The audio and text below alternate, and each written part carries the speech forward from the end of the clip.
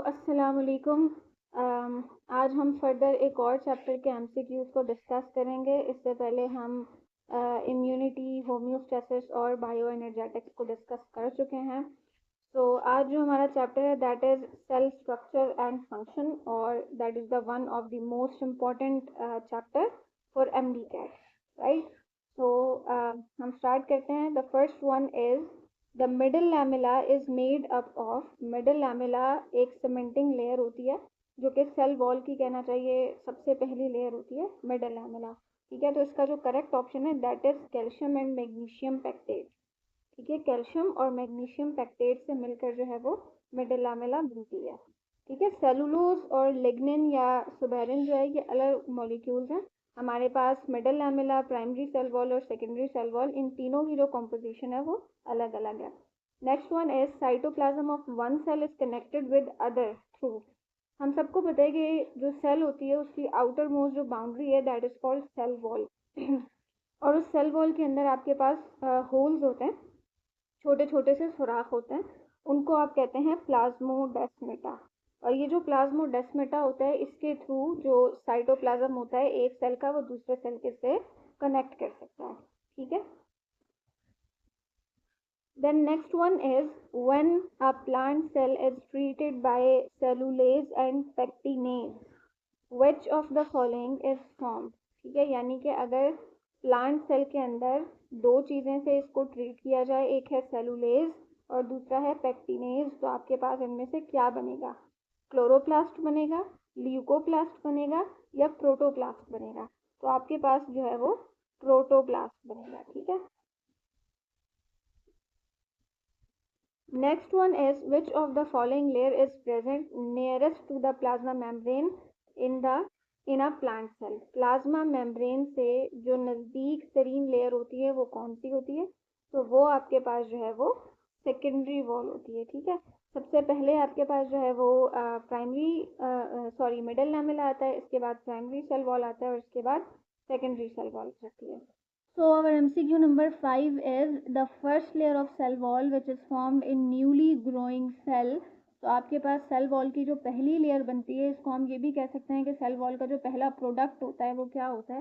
तो वो आपके पास जो है वो प्राइमरी वॉल होती है। ठीक है, फिर जब कोई सेल मैच्योर हो जाता है, बड़ा हो जाता है और कहना चाहिए थोड़ा थिक हो जाता है, रिजिड हो जाता है, तो उसके अंदर जो वॉल होती है वो फिर सेकेंडरी वॉल भी उसके अंदर बनना स्टार्ट हो जाती है, right. Next one is the cementing material between adjacent plant cell. तो आपके पास जो मिडल लैमेला है ना इसको हम सीमेंटिंग लेयर कहते हैं। सीमेंटिंग लेयर का मतलब होता है कि जिस तरह आपका सीमेंट मुख्तलिफ ब्लॉक्स को आपस में जोड़ा होता है ना, इसी तरह मुख्तलिफ प्लांट सेल को एक दूसरे से जोड़ने या ज्वाइन करने का जो काम है वो आपका मिडल लैमेला कर रही होती है। Next one is which has affinity for water. ठीक है, क्वेश्चन नंबर 7 है which has affinity for water, यानी कि इनमें से कौन सा कहना चाहिए केमिकल है जो कि वाटर के लिए एफिनिटी रखता है? तो आपका जो करेक्ट ऑप्शन होगा दैट इज सेलुलोज। ठीक है, सेलुलोज वो केमिकल है जिसके पास वाटर के लिए एफिनिटी मौजूद होती है। Next one is the main difference between the living and non living cell is. तो लिविंग और नॉन लिविंग सेल में क्या फ़र्क होता है? उनकी ग्रोथ का फ़र्क होता है, साइज में फ़र्क होता है, मूवमेंट में डिफरेंस होता है, या प्रेजेंस ऑफ प्रोटोप्लाज्म। ठीक है, प्रोटोप्लाज्म एक तरह का साइटोप्लाज्म ही होता है। तो आपका जो प्रोटोप्लाज्म है ये बताता है कि वो जो सेल है वो लिविंग है और नॉन लिविंग है, right. Next one is the soluble part of cytoplasm is known as. Question number 9 है कि साइटोप्लाज्म का कौन सा पार्ट जो है कहना चाहिए सॉल्युबल होता है? तो हमें पता है कि साइटोप्लाज्म की जो सेल की बाउंड्री के ऊपर जो मौजूद है साइटोप्लाज्म का पार्ट उसको हम साइटोजेल कहते हैं, जो थोड़ा विस्कस होता है। और जो मिड में पार्ट होता है या इनर पार्ट होता है साइटोप्लाज्म का उसको हम कहते हैं साइटोसोल। और ये जो है वो थोड़ा कम विस्कस भी होता है और कहना चाहिए ये सॉल्युबल पार्ट होता है। Next one is the function of nucleolus is to store. Nucleolus को जो है ना वो हम राइबोसोमल फैक्ट्री कह सकते हैं क्योंकि ये जो है वो राइबोसोम्स को जनरेट करता है। तो इस वजह से ये जिस आरएनए को स्टोर करेगा दैट इज आरआरएनए, यानी कि ribosomal RNA, right. MCQ 11 is nucleoli are rich in, यानी कि जो आपका न्यूक्लियोलस होता है उसके पास क्या होता है, डीएनए और RNA, DNA RNA proteins, DNA या सिर्फ आरएनए। अच्छा, जो आपका न्यूक्लियोलस होता है ना वो राइबोसोम्स जनरेट करता है और इसके पास डीएनए भी मौजूद है, आरएनए भी मौजूद है और प्रोटीन्स भी मौजूद है, ये तीनों चीज़ें इसके पास मौजूद होती हैं। Next one is L shape chromosomes are called. So MCQ number 12 में हमसे पूछा गया है कि जो एल शेप क्रोमोसोम्स होते हैं वो कौन से क्रोमोसोम्स होते हैं। तो वो आपके पास जो है वो सब मेटासेंट्रिक होते हैं, यानी कि इनका एक आर्म, और मतलब इनको आप अनइक्वल आर्म कह सकते हैं, ठीक है। एक आर्म इनका छोटा होता है और एक आर्म जो इनका बड़ा होता है, राइट। तो next one is centromere is a part of. Centromere हम सबको पता है कि किसका पार्ट है, क्रोमोसोम का पार्ट है।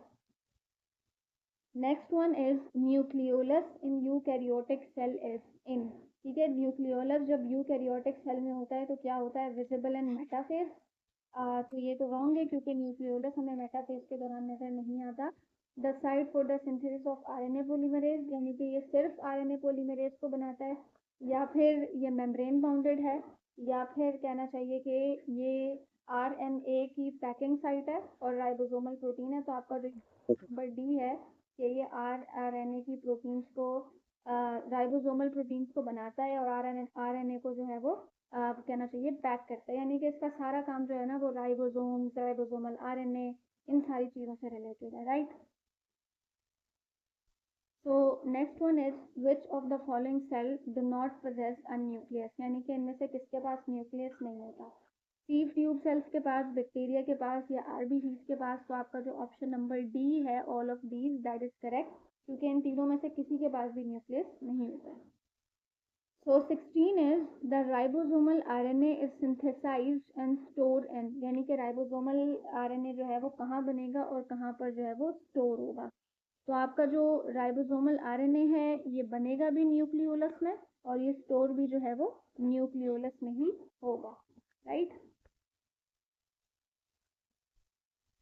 Next one is all of the following are true of the smooth endoplasmic reticulum except, ठीक है, it connects the rough endoplasmic reticulum to the Golgi body, ये बिल्कुल ठीक बात है। डिटॉक्सिफाई करेगा, ये भी ठीक है। लिपिड्स ये स्टीरॉइड्स को बनाएगा, that's also right. Manufactures the protein, ये आपके पास जो है ना वो रॉन्ग ऑप्शन है, क्योंकि स्मूथ एंडोप्लाज्मिक रेटिकुलम प्रोटीन नहीं बनाते, ये काम जो है वो रफ एंडोप्लाज्मिक रेटिकुलम का होता है। Next one is endoplasmic reticulum is in continuation with, ठीक है। तो इसका आंसर जो है ना वो न्यूक्लियर वॉल होगा। न्यूक्लियर वॉल क्यों होगा, क्योंकि आपकी जो न्यूक्लियस की वॉल होती है ना वही फर्दर एक्सटेंड हो जाती है और फिर वो जो है वो एंडोप्लाज्मिक रेटिकुलम बना रही है, ठीक है। सो 19 is Which of the following is false about the sarcoplasmic reticulum? अच्छा, sarcoplasmic reticulum is another type of endoplasmic reticulum ही, और ये जो है आपकी मसल कॉन्ट्रैक्शन में काम करती है। तो हम ऑप्शन ए को देखते हैं, sarcoplasmic reticulum is a specialized smooth endoplasmic reticulum, तो ये बात बिल्कुल ठीक है। सार्कोप्लाज्मिक रेटिकुलम कैल्शियम आयन को रिलीज करेगी, ये भी ठीक है। A change in membrane potential cause the sarcoplasmic reticulum more permeable to calcium ion, ये बात भी बिल्कुल ठीक है। The sarcoplasmic reticulum is found in only nerve cells, ये बात जो है वो रॉन्ग है, बिकॉज sarcoplasmic reticulum आपकी मसल कॉन्ट्रैक्शन में काम करेगी, ठीक है। Next one is spherical or tubular membrane which separate the material present in endoplasmic reticulum from that of cytoplasm material are called, यानी कि आपके पास कुछ ऐसे स्ट्रक्चर्स मौजूद हैं जो कि एंडोप्लाज्मिक रेटिकुलम को सेपरेट करेंगे साइटोप्लाज्मिक मटेरियल से। तो इस स्ट्रक्चर का नाम जो है ना वो सिस्टर्नी होगा। सिस्टर्नी जो है वो कहना चाहिए गोल्जी बॉडी की का ही एक पार्ट है, और ये क्या करेगा, ये आपके एंडोप्लाज्मिक रेटिकुलम के मटेरियल को सेपरेट करेगा, ठीक है। ये पूरा जो है एक सिस्टम होता है जिसमें पहले रफ एंडोप्लाज्मिक रेटिकुलम, फिर स्मूथ एंडोप्लाज्मिक रेटिकुलम, फिर गोल्जी बॉडी आता है, उसमें सिस फेज है, ट्रांस फेज है, सीक्रेटरी वेसल्स हैं, और इसके बाद जो है वो फर्दर आगे जाके लाइसोसोम्स और फिर फर्दर उसकी जो है वो एक्टिविटी काम करती है, right. So MCQ number 21 is if a radioactive amino acid is given to an organism, the organelle which shows the radioactivity very first time is, यानी कि आपका वो कौन सा सेल ऑर्गेनल है जो कि रेडियो एक्टिविटी को शो करता है तो दैट इज RER यानी कि रफ एंडोप्लाज्मिक रेटिकुलम। जब आप इस रफ एंडोप्लाज्मिक रेटिकुलम को कोई radio active amino acid provide करेंगे तो सबसे पहला सिग्नल जो आपको ऑर्गेनल देगा वो आपके पास RER यानी कि रफ एंडोप्लाज्मिक रेटिकुलम होगा। Which of the following is not a function of smooth endoplasmic reticulum? ठीक है, स्मूथ एंडोप्लाज्मिक रेटिकुलम क्या काम नहीं करता? ठीक है, तो ये एक मेन काम जो नहीं करता that is the synthesis of protein, क्योंकि वो रफ एंडोप्लाज्मिक रेटिकुलम का काम होता है। तो जो करेक्ट ऑप्शन है that is D. Next one is F1 particle oxysome या elementary particles are present in. अच्छा, ये आपके पास एक एंजाइम होता है दैट इज ATPase सिंथेज करके, इसको हम F1 F0 पार्टिकल भी कह सकते हैं, ऑक्सीजोम भी कह सकते हैं या एलिमेंट्री पार्टिकल भी कह सकते हैं। तो ये जो है माइटोकॉन्ड्रिया में प्रेजेंट है। और माइटोकॉन्ड्रिया में भी बात की जाए तो उसकी जो इनर मेम्ब्रेन है, इनर लेयर है, उसके अंदर जो है ये प्रेजेंट होगा। Next one is which of the following is not present in prokaryotes. Prokaryotes में क्या नहीं होगा? DNA नहीं होगा, RNA नहीं होगा, या एरोबिक रेस्पिरेशन नहीं होगी, या राइबोसोम्स नहीं होंगे। तो आपके पास जो काम प्रोकैरियोट्स में नहीं होगा दैट इज एरोबिक रेस्पिरेशन। ठीक है, next one is DNA is present in. DNA किस में होगा? न्यूक्लियोलस में, माइटोकॉन्ड्रिया में, लाइसोसोम्स में और गोल्जी अपैरेटस में। तो आप हम सबको पता है कि जो DNA ये सेल्फ एग्जिस्टेंस रखते हैं उसका हमने एक निमोनिक भी बनाया था नेशनल मेडिकल सेंटर करके, यानी कि न्यूक्लियस, माइटोकॉन्ड्रिया और क्लोरोप्लास्ट जिसको हम कहते हैं। तो इन तीनों के पास जो है वो अपना DNA मौजूद होता है, तो इसलिए माइटोकॉन्ड्रिया के पास यहाँ पर DNA होगा। If living protoplasm was not present the cell was known as, यानी कि अगर किसी के अंदर प्रोटोप्लाज्म मौजूद नहीं है तो वो सेल कैसा होगा? तो वो सेल आपके पास डेड सेल कंसिडर किया जाएगा। सो next one is the double membrane of mitochondria consist of. Mitochondria में डबल मेम्ब्रेन होती है, इनर मेम्ब्रेन और आउटर मेम्ब्रेन। तो आपके पास जो ऑप्शन नंबर ए है, आउटर मेम्ब्रेन और इनर मेम्ब्रेन, ये वाले दोनों पहला ऑप्शन जो है वो करेक्ट है। The outer membrane of mitochondria is, mitochondria की जो आउटर मेम्ब्रेन है दैट इज स्मूथ, और जो इनर मेम्ब्रेन है दैट इज फोल्डेड, जिसको हम क्रिस्टी भी कहते हैं। तो आपका जो ऑप्शन नंबर ए है smooth, that is correct. Next one is which of the following is a function of mitochondria. Mitochondria क्या करेगा? हम सबको पता है कि माइटोकॉन्ड्रिया रेस्पिरेशन करवाता है। जेनेटिक मटेरियल को स्टोर करेगा? No. It performs photosynthesis? No. It synthesizes proteins? No. It produces ATP? So yes. तो आपके पास जो माइटोकॉन्ड्रिया है ये ATP प्रोड्यूस करेगा during respiration.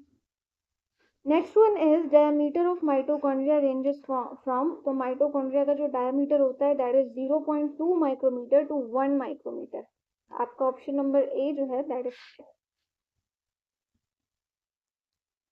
Next one is oxysomes are present on. Oxysomes वही चीज़ है जो अभी हमने कुछ देर पहले डिस्कस की, F0 F1 पार्टिकल या कहना चाहिए एलिमेंट्री पार्टिकल। तो ये कहाँ पर मौजूद होगा?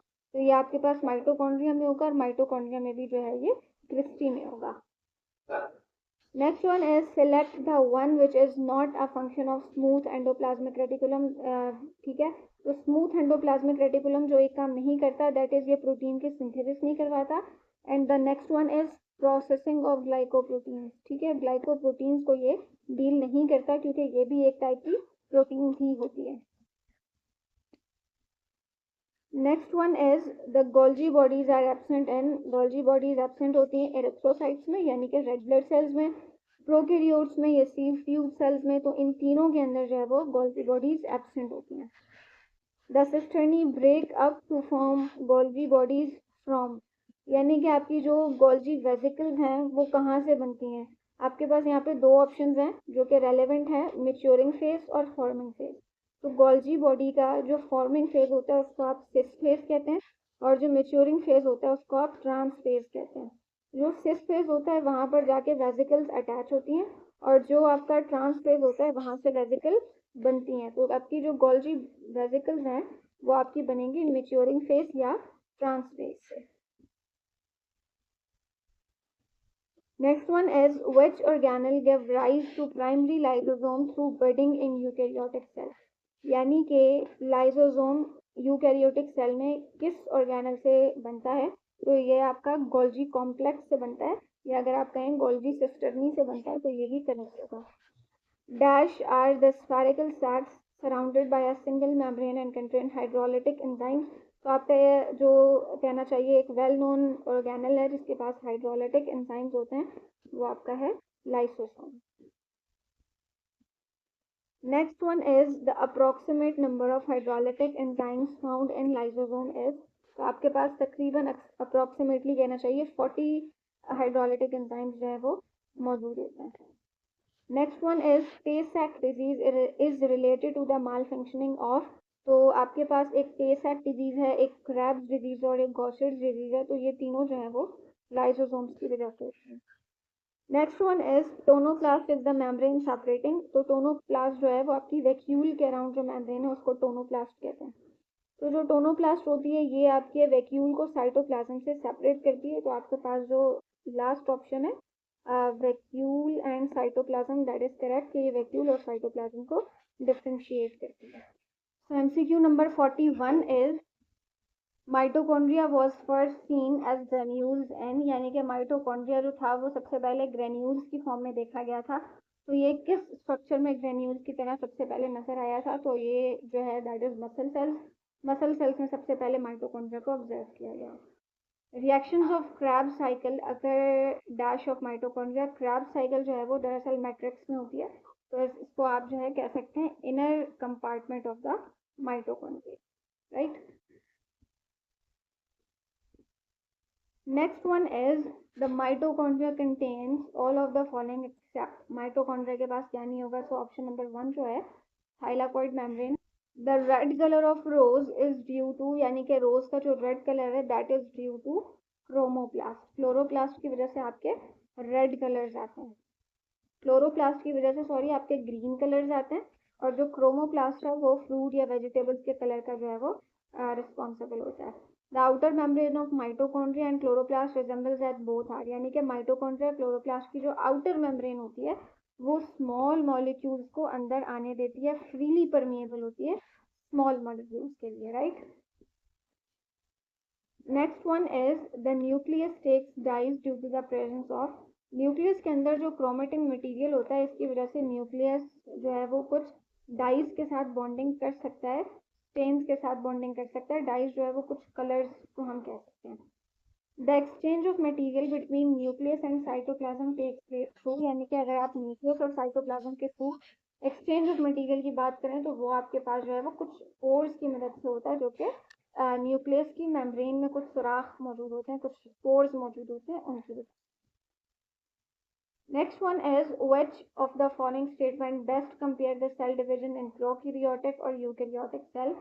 तो आपके पास जो प्रोकैरियोटिक सेल्स होते हैं उनके अंदर डिवीजन होती है माइटोसिस या मियोसिस के अलावा किसी और तरीकों से, और वो बहुत सारे एसेक्सुअल मेथड्स हो सकते हैं। और जो यूकैरियोटिक हैं उनके अंदर आपके पास माइटोसिस या मियोसिस से हो सकती है। तो आपके पास इस लिहाज से जो ऑप्शन नंबर सी है, यानी कि जो आपके प्रोकैरियोट्स हैं वो बाइनरी फिशन करेंगे, और जो यूकैरियोट्स हैं वो माइटोसिस करेंगे। Next one is which of the following is a power house of cell. तो पावर हाउस ऑफ सेल हम सबको पता है कि माइटोकॉन्ड्रिया को कहते हैं। Next one is the active transport requires. Active transport हम सबको पता है इसके लिए एनर्जी चाहिए होती है, और एनर्जी जो है वो एटीपी की फॉर्म में चाहिए। All of the following can cross the cell membrane easily except. ठीक है, इसका जो आंसर होगा दैट इज आइंस। ग्लूकोज को भी थोड़ी बहुत डिफिकल्टी होती है, बट अगर हम ग्लूकोज और आइंस को कहना चाहिए कंपेयर करें तो ज़्यादा डिफिकल्टी जो है वो आइंस फेस करेंगे, right.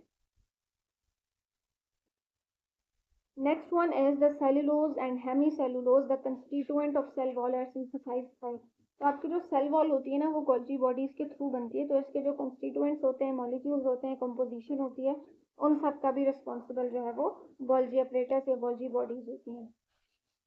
Next one is it is more obvious in would. हम सबको पता है कि जो वुड है वो रिजिड होती है, सॉलिड होती है, तो उसके अंदर जो है वो सेकेंडरी सेल वॉल मौजूद होती है, या कहना चाहिए कि जो सेकेंडरी वॉल है वो स्क्लेरन काइमा टिश्यूज के अंदर होती है, जो कि रिजिडिटी या स्ट्रॉन्गनेस के जिम्मेदार होती है।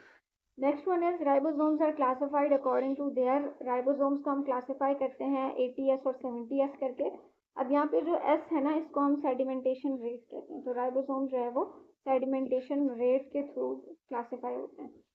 विच cytoplasmic organelle make their own protein, ठीक है। ओन प्रोटीन अभी मैंने कुछ देर पहले बताया था, नेशनल मेडिकल सेंटर यानी कि न्यूक्लियस, माइटोकॉन्ड्रिया और क्लोरोप्लास्ट, ये तीनों अपनी ओन प्रोटीन्स बना सकते हैं, अपना डीएनए इनके पास होता है। तो यहाँ पर हमारे पास इन तीनों में से एक ऑप्शन है mitochondria, that is correct. Next one is the common function performed by both SER and RER. तो स्मूथ एंडोप्लाज्मिक रेटिकुलम और RER यानी कि रफ एंडोप्लाज्मिक रेटिकुलम, ये दोनों जो काम करते हैं ना, वो मैकेनिकल सपोर्ट में काम, ठीक है। सेल की जो ओवरऑल शेप है उसको भी मेंटेन ये थोड़ा बहुत कर सकते हैं, बट ये इनका secondary. Which organelle serves as packaging and distribution center for molecules within the cell? Cell के अंदर जो पैकेजिंग या डिस्ट्रीब्यूशन सेंटर है वो हम गोल्जी अपरेटस को कहते हैं, ठीक है। इसको हम पोस्ट हाउस या पोस्ट ऑफिस ऑफ सेल भी कह सकते हैं। Next one is the lysosomal storage disorders are caused by. तो लाइसोसोम स्टोरेज डिसऑर्डर, जैसे हमने पहले भी बात की कि टेसेक है, गोचर्स है, या कहना चाहिए क्रैब्स डिजीज है, तो ये सारी जो चीज़ें हैं वो जब जेनेटिक म्यूटेशन हो जाती है और जेनेटिक म्यूटेशन लाइसोसोम के अंदर हो जाती है तो इसकी वजह से डिसऑर्डर हो सकते हैं, बट लाइसोसोम के होने या ना होने से कहना चाहिए ये डिजीज नहीं अफेक्ट होती। Next one is an active athlete has more stamina for running compare to an officer, यानी आपको कहना चाह रहे हैं कि जो एक एथलीट होता है वो ज़्यादा स्टेमिना रखता है, ज़्यादा टाइम के लिए वो रन कर सकता है। लेकिन अगर उसी सेम एज के हम किसी और बंदे को देखें जिसका जो लाइफ स्टाइल है थोड़ा इनएक्टिव है, तो ऐसा किस वजह से होता है कि वो एक एथलीट की तरह नहीं दौड़ सकता, ठीक है। तो इस ये वाली जो चीज़ होती है ना, ये आपके मसल सेल्स की वजह से होती है। और हम सबको पता है कि मसल सेल के अंदर या सेल्स के अंदर जो माइटोकॉन्ड्रिया है वो रिस्पॉन्सिबल होता है रेस्पिरेशन का, ठीक है। तो इसी वजह से आपका जो एथलीट होता है वो ज़्यादा कहना चाहिए फास्ट रन कर सकता है और देर में थकेगा वो, लेकिन जो आपके पास नॉर्मल पर्सन है वो जल्दी थक जाएगा और जल्दी जो है वो हार मान लेगा। Next one is the stroma of chloroplast would be devoid of, यानी कि स्ट्रोमा में क्या चीज़ मौजूद नहीं होती। आपके पास स्ट्रोमा में जो है ना, पहला ऑप्शन ही करेक्ट है कि आपके पास स्ट्रोमा में पिगमेंट मॉलिक्यूल्स नहीं हो सकते, क्योंकि जो पिगमेंट मॉलिक्यूल्स है ना वो आपके थाइलाकॉइड मेम्ब्रेन में मौजूद होता है, ठीक है। क्लोरोफिल हो गया, जेंथोफिल्स हो गए, कैरोटीन्स हो गए, ये सब जो है वहाँ पर मौजूद होता है, ठीक है। तो यहाँ पर हमारे 60 MCQs कंप्लीट होते हैं। एक नेक्स्ट वीडियो में मिलेंगे, अभी के लिए अल्लाह।